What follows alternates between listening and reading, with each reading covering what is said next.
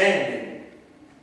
We must come to see that the end we seek is a society at peace with itself. A society that can live with its conscience. And that will be the day, not of man, not of the white man, or not of the black man, but that will be the day of man as man. And I know what you're asking me today.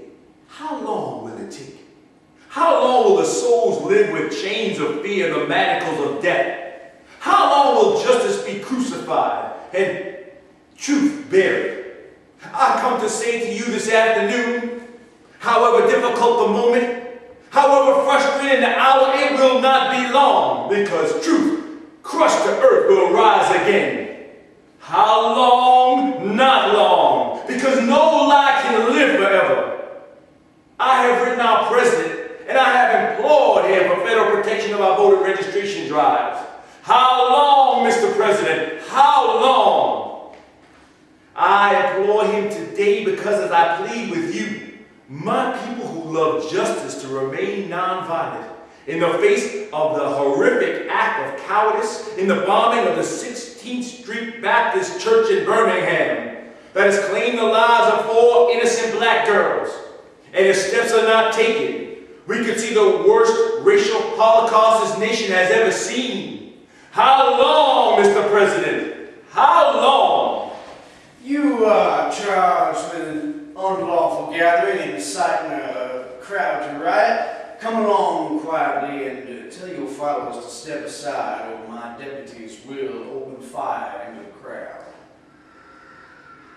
Say you want a revolution, well, you know, we all want to change the world. Mr. President! Mr. King! Or is it Reverend? No, Mr.'s fine. Mr. President! Mr. President! Mr. King! Well, can we sit down now? Can you stop shaking my hand? I'm sorry. I feel like a small boy at the fair. This meeting fall, it's past my imagination. It eclipses all other meetings I think I have ever had. Mr. President! Can everyone leave us, please? Thank you. I made my entire family vote for you. I've read all your work. Well, except my father, he wouldn't because of the Catholic Baptist thing. But you know, I think that old kind of thinking is ridiculous. Yes. No place for it here in modern day America. Amen. Well, I'm sorry, am I preaching? Not really. Occupational hazard. But I am, of course, the choir on these issues. We believe you all, officer. Have you got my letters and telegrams? Yes, I've read every word. And I want to tell you, Mr. King, not as the president, but as a man, your work, it's inspiring. I believe your sincerity, sir, but where are the resources? Where's the support? Well, you know, you and I are very much alike. I think it was the highest compliment, although I don't see what you mean. Well, we are both lovers of life.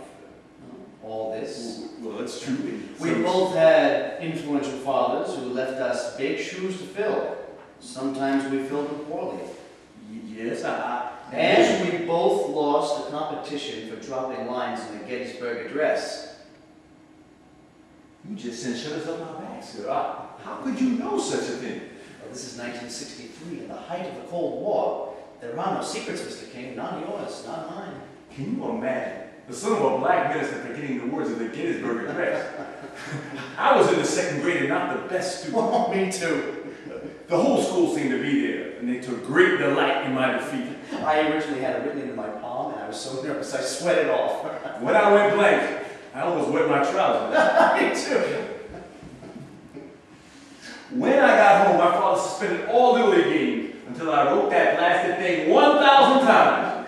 I shudder every time I have to quote it. My father bellowed throughout the auditorium, "For Christ's sake, Jack, the Gettysburg Address of all things!" 407 years ago, our forefathers brought to this continent a new nation, conceived in liberty and dedicated to the proposition that all men are created equal. Now we are engaged in a great civil war, wondering if a nation so conceived can long endure. We are met on a great battlefield of that war, and we take increased devotion to that cause for which these honored dead gave the last full measure of devotion. And that we are highly resolved that these dead should not have died in vain. And that this nation under God shall have a new birth of freedom, and that government of the people, by the people, and for the people, shall not perish from the earth. I almost wet my trousers out of reflex. That would be a headline for the newspapers. King wets trousers in Oval Office.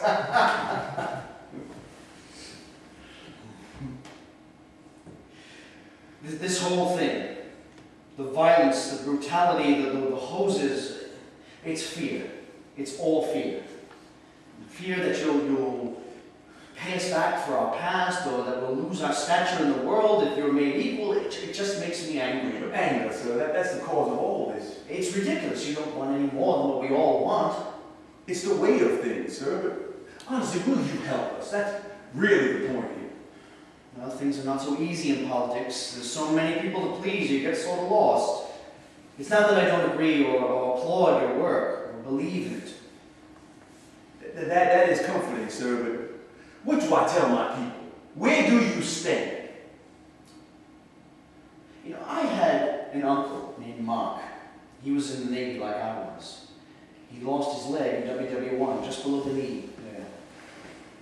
He was this large, evil, and mostly drunk man, and all of us children were terrified of him. To taunt us, he'd remove his prosthesis, and he'd shout at us, "You see what happens to bad little boys?" Oh, we'd shriek and run in terror. What does this have to do with us, sir?